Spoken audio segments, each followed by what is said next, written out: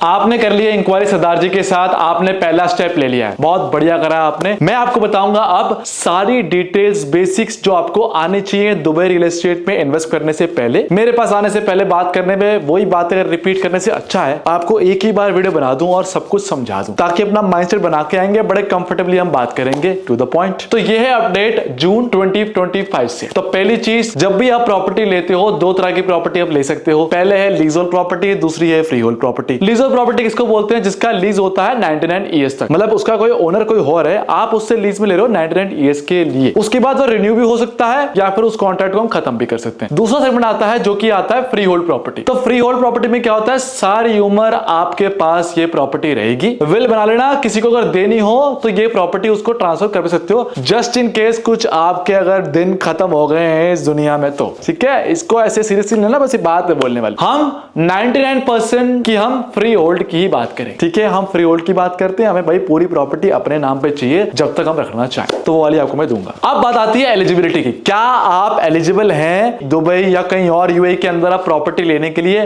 बिल्कुल एलिजिबल हैं। आपको क्या चाहिए? आपको चाहिए पासपोर्ट, आपको चाहिए एड्रेस प्रूफ। ये दोनों ही डॉक्यूमेंट्स आपके रिक्वायर्ड होते हैं। अच्छा, अगर आप प्राइमरी प्रॉपर्टी लेते हैं किसी डेवलपर से डायरेक्ट, तो आपको आपकी प्रेजेंस की भी जरूरत नहीं है यहां पर आने की, आप वहीं बैठ के भी प्रॉपर्टी ले सकते हो। अगर आप लेते हो प्रॉपर्टी जो कि है सेकेंडरी, जिसको हम बोलते हैं कि डेवलपर से किसने खरीद ली, अब वो बेचना चाह रहा है और आपको वो प्रॉपर्टी पसंद आ रही है, आप उनसे लेना चाहते हो, एक इंडिविजुअल से लेना चाहते हो बेसिकली, उसके लिए आपकी प्रेजेंस रिक्वायर्ड होगी। अगर आप नहीं आ सकते तो पावर ऑफ अटर्नी बन जाती है, किसको देकर आप उनको भी अपने प्रेजेंस के लिए आप उन्हें यूज कर सकते हो। वो भी सारे ट्रांजेक्शन साइन वाइन है, वो कुछ कर सकते हैं, कोई दिक्कत नहीं है, ऐसा कोई बहुत रिस्ट्रिक्शन नहीं है। इन शॉर्ट, आने की कोई खासा जरूरत नहीं है, सोल्यूशन है इस चीज का, बिना आए भी प्रॉपर्टी ले सकते हो। पासपोर्ट और एड्रेस प्रूफ तैयार रखना और पैसे भी। अब जब भी आप प्रॉपर्टी लेते हो तो आप पूछते हो कि एडिशनल कॉस्ट क्या क्या आ सकती है। तो एडिशनल कॉस्ट जो होती है, पहली होती है आपकी लैंड रजिस्ट्रेशन, जिसको हम बोलते हैं डीएलडी, दुबई लैंड डिपार्टमेंट की फीस होती है रजिस्ट्रेशन के लिए आपके नाम पे वो प्रॉपर्टी करना, जो होती है 4% पूरी प्रॉपर्टी वैल्यू का। उसके साथ आप जो वो आप देते हो डाउन पेमेंट के साथ ही, तो 10% डाउन पेमेंट या 20 हो या 30 हो, व्हाटएवर द डाउन पेमेंट, उसके साथ आपका 4% आता ही आता है। साथ में रहती है एडमिन फी, जो डेवलपर डिपेंड करता है, और प्रोजेक्ट टू प्रोजेक्ट भी, जो कि रहती है तकरीबन 1000 दिरहम से लेकर 5000 दिरहम तक, जो आती है लगभग कुछ 20,000 रुपयों से लेकर कुछ 1.25 लाख तक आपकी आती है।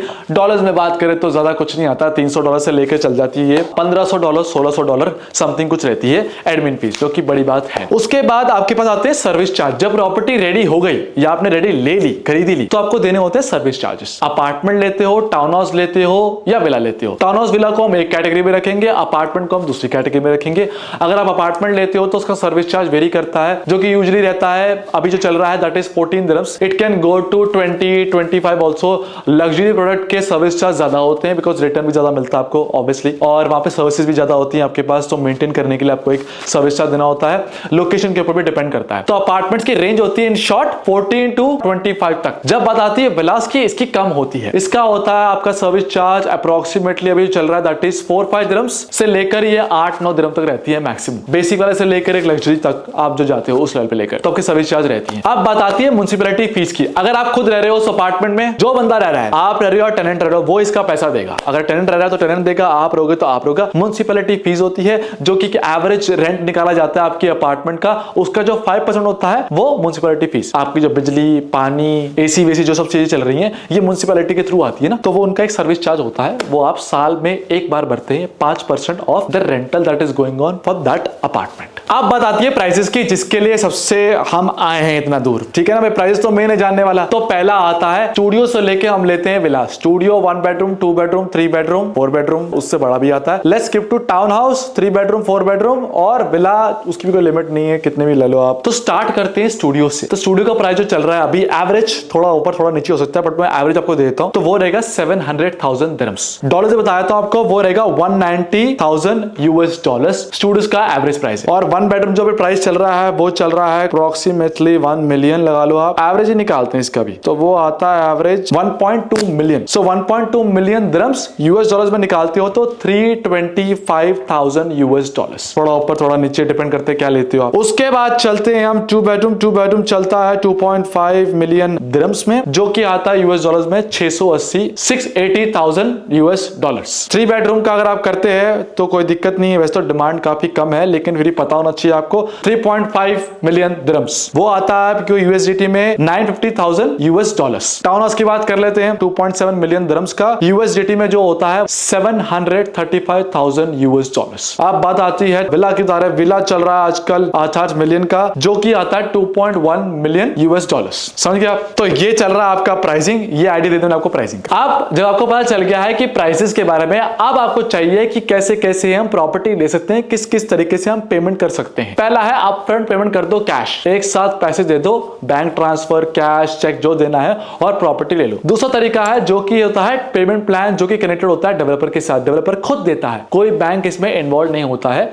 तो उसमें क्या होता है, डाउन पेमेंट होती है 10 से 20% इनिशियली, उसके बाद जो बाकी अमाउंट है वो लिंक्ड होती है कंस्ट्रक्शन के साथ कई बार, या फिर एक टाइमलाइन होता है जिसमें आपको पैसे देने होते हैं। तो ड्यूरिंग द कंस्ट्रक्शन, जो कि यूजुअली लगते हैं 3 साल ऑन एन एवरेज, उसमें आपको 60% देना होगा प्रॉपर्टी वैल्यू का, 70 या 80, ठीक है। जो बाकी पैसे बच गए, या तो आप जब प्रॉपर्टी रेडी हो जाएगी पैसे आप दे दो और कीज ले लो, और या फिर कई बार कोई ऑप्शन देता है कि जो बाकी बचा हुआ पैसा भी है हैंडओवर के बाद 2-3 साल में भी आप दे सकते हो, ये भी आपके पास एक ऑप्शन होता है। तीसरा होता है मॉर्गेज। तो अगर तो आप रेजिडेंट हो यहाँ पर और आपका एक सैलरी चल रही है, आपका बिजनेस है, तो आपकी 6 या 1 साल की पेमेंट के ऊपर जो भी आपकी पीएनएल हो गया, प्रॉफिट एंड लॉस, या फिर आपकी सैलरी बेस के ऊपर आपको लोन मिल सकता है। तो वो आपको रहता है 20% डाउन एंड 80% आपको बैंक दे देता है। 20% आप रख दो जो कि एवरेज चलता है, 20% आप दे दो, 80% आपको बैंक दे देता है। तो अगर आप नॉन रेजिडेंट हो तो आप 50% डाउन पेमेंट रखोगे, 50% आपको बैंक दे देगा। यूजुअली इतना आपको परसेंटेज मिल जाता है ऑन एन एवरेज। तो इसके लिए ज्यादा डॉक्यूमेंट्स लगते नहीं है, बट हाँ आपकी वही पीएनएल, आपकी सैलरी, चीजें देखी जाती है। जितना क्लीन होगा उतना जल्दी हो जाएगा। थोड़ा बहुत अगर कुछ चीजें होंगी करने को तो बैंक खुद ब खुद आपको वो डॉक्यूमेंट पूछ लेगा, आप प्रोवाइड करवा देना, काम हो जाएगा आपका। मिलता किस पे है मॉर्गेज? सिर्फ रेडी प्रॉपर्टी पे, या फिर जब प्रॉपर्टी रेडी होगी जो भी रिमेनिंग अमाउंट रह जाएगा जो कि डेवलपर को देना होगा, आप मॉर्गेज लेना चाहते हो तो आप ले सकते हो। अब बात आती है कि पेमेंट जो मोड होता है वो किस किस तरीके से ये लेते हैं पैसे। कैश लेते हैं जी, बैंक ट्रांसफर लेते हैं जी, कई डेवलपर लिंक के भी ऊपर पेमेंट लेते हैं जी, क्रिप्टो भी हो गया मेरे ख्याल, वो भी एक्सेप्ट करते हैं जी, कई डेवलपर डेफिनेटली करते हैं। मतलब जो भी तरीका है ना दुनिया में पैसे देने का वो सब एक्सेप्टेड है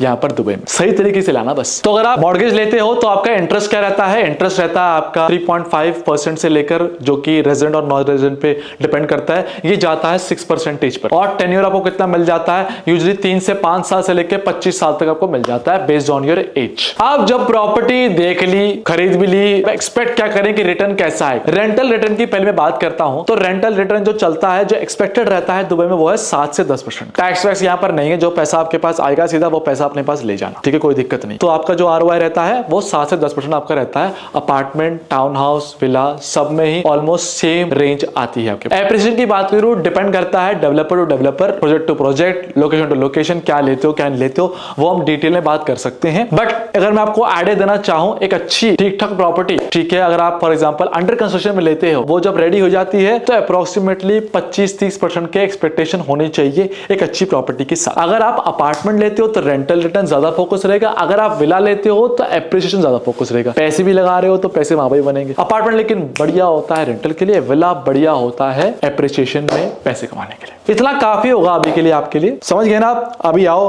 बात करते हैं जूम मीटिंग कॉल जैसे हम कर पाए, और मिलो।